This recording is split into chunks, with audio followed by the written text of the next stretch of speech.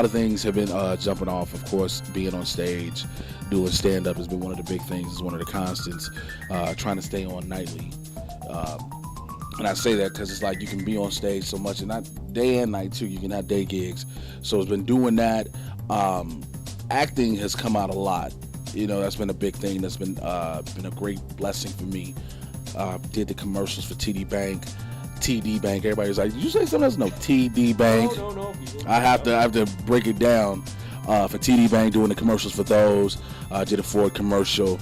And now more recently, I just got done wrapping up on my first feature film, Imperfections, where I play a character named Malik, of course, go figure. Now it's cool, but also coming up too is great because I just recently got cast as one of the main cast members in the new Spike Lee Chirac movie, and that's a great thing because being a part of it, being from Chicago, being from the area that is one of the pivotal points of all the violence, having seen it and want to be somebody that wants to help have a voice to change it, and have been a part of this that is going to hopefully open up a lot of dialogue is a great thing. And besides that, man, just Educated Insanity with the radio show, Laughing Insanity, the monthly show at the Laugh Factory, private gigs, speaking for schools, speaking in schools now a lot more, just doing a lot of different things, man, just trying to stay consistently busy.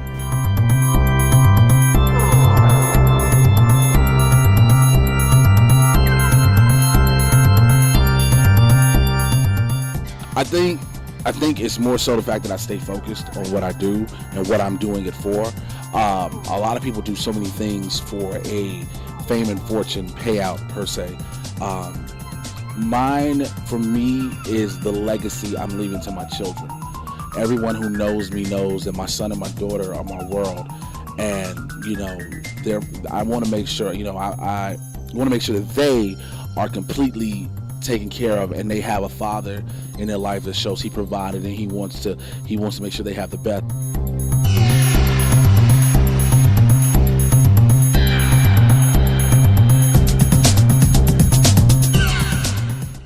I think the best advice I can give anybody is remember why you're doing it. Not what you're trying to get to. Remember so much why you're doing it. What's the reason you started out on this goal, on this journey you've embarked upon? Why did you do it? Everybody always says, you have a lot of people getting this stuff because they want to try to get rich. Well, that's fine, but there's another reason you got into something, whether it be stand-up comedy, whether it be acting, music, television, film, any type of broadcasting, whatever the case may be. There was a reason. You had a passion for something. Remember that passion. Find that point where that passion burned deep inside you, and use that to push forward.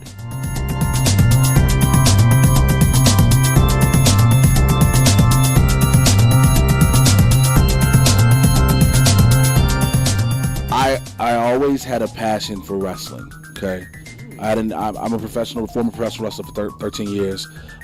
Wrestled all over the indie scene and everything, and I started out doing that. Now, naturally, I've always been, as everybody calls, a fool. I've been able to crack jokes and just have a conversation, make people laugh. It was nothing.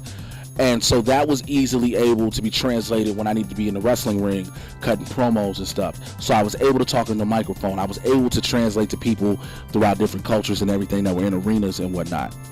Well, when I got injured wrestling with my neck, the opportunity opened up for me to try stand-up. I was like, I know how to talk on a microphone in front of 500 to 500 people. It's nothing. So I started doing that. I had to take the learning curves, the bumps. I had to bomb so long to get better.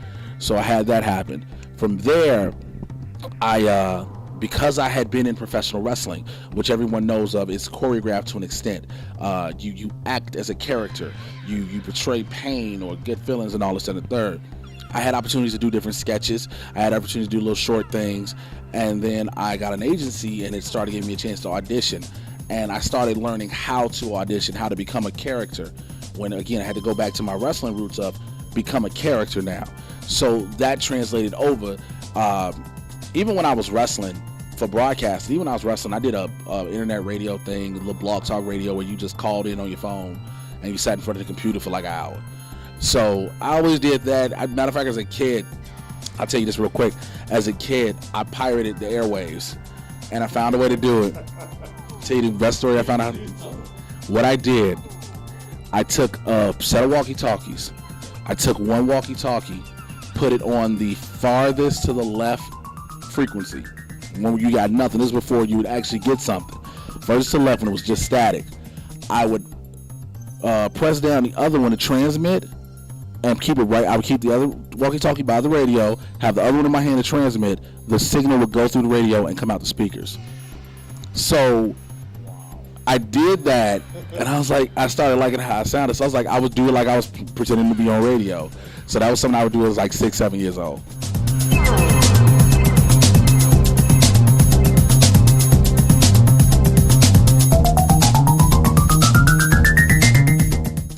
I had a match. It was myself versus Brandon Tomaselli. He's now known as Paulie Tomaselli. He's one of my good friends in the business. And we were wrestling. We were doing our match or whatever. And I think I gave him a sunset flip.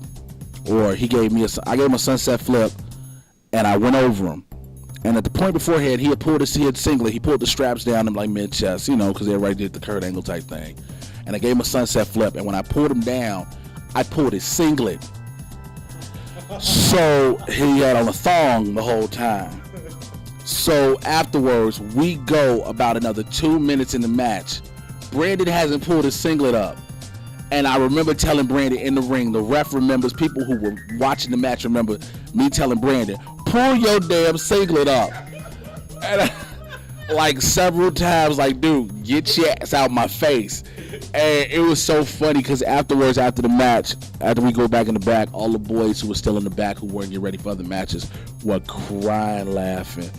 So it's like one of those things, like you can't script those moments, things that happen impromptu like that you both roll with.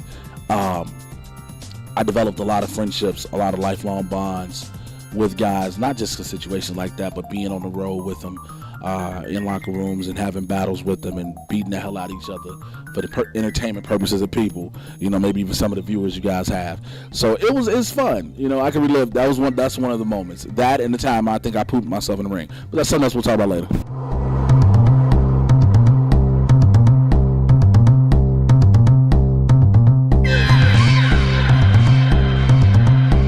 Yeah, I used to be until I got whooped twice after church.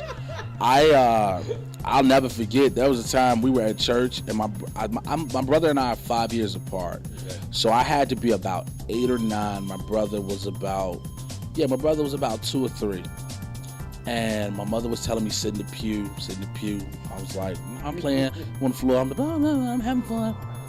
And I'll never forget. My mother was like, okay, all right, and went on through the rest of the services. Service happened. We leave. She said nothing. We went to KFC, got some chicken. I'll never forget. She said nothing. Got home about 6, had dinner. She said nothing. She said take your bath so you get ready to get up for the morning to go to school tomorrow.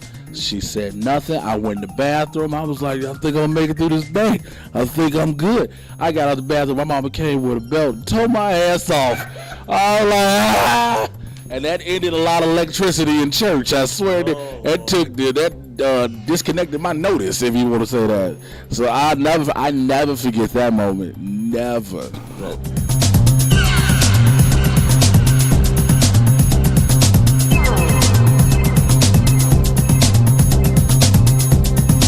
I can be found all over the internet. I be found at YouPorn. No, I'm just playing. I'm not.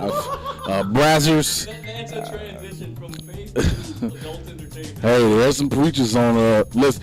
Kids, ladies, preachers. Amen. Now, I can be found at jaywashington.com, JAYWashington.com, Facebook, Instagram, Twitter, Snapchat, all at Mr. J Washington, MRJAY Washington. Educated Insanity, that's the radio show Wednesdays, 5 to 7 on another station. I won't say it on there. I'll be respectful. You guys can find that through jaywashington.com. Yeah, that's pretty much it. And you also catch me Laughing Insanities is monthly. The next one is Sunday, June 14th at the Laugh Factory, 3175 North Broadway in Chicago. Go to laughfactory.com/club/Chicago. Use the promo code HAHA, HAHA. You get a discount on some tickets. The lineup is dope. I'm just going to say this. I'm going to take part over this interview right now. I got myself, I hosted JR Bang. Hopefully if he comes in, which you probably won't, whatever. And I acknowledged him. I didn't say the other guy. See? Hi.